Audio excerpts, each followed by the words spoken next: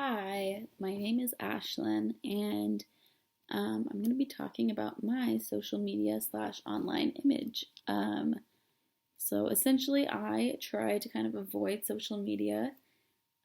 which was a choice that I consciously started to make when I was like 16ish, I think, in high school, just because I saw kind of the negative effects and the tolls that it was taking on my own mental health and also just the mental health of other people around me. And I just didn't really want to be super involved in that. And then I also think it was partly part of like an image conservation process because I think I wanted to have the image of being like the person that's not on social media. And I kind of wanted that, just that look, I guess. And I definitely probably took it a little too far and kind of made it too much of my personality trait for a long time, which is kind of why I've now sort of started to get back onto some forms of social media.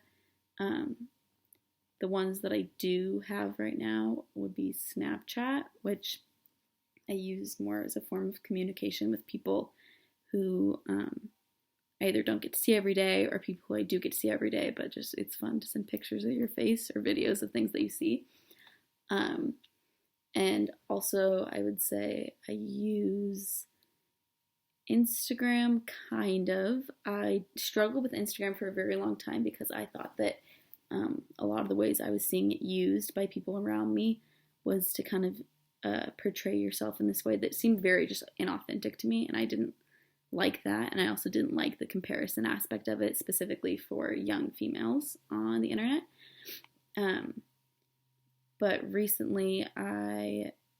like the past month or two, have made an account specifically for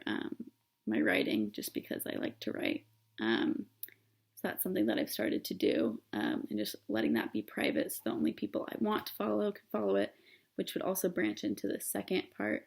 of the prompt, which would be how or what advice would I give to people to avoid or to combat against online bullying, in which I would say private settings on your account.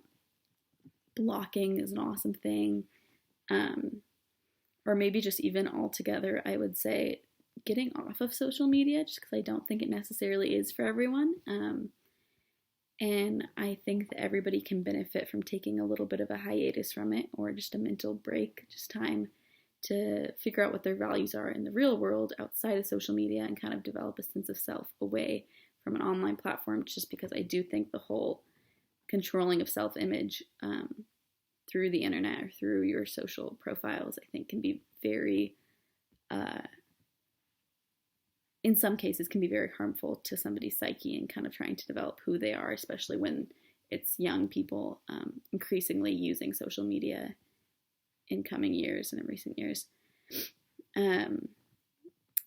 But yeah, I would say overall, I try to kind of keep a low profile on social media, definitely as part of image conservation, just because I think I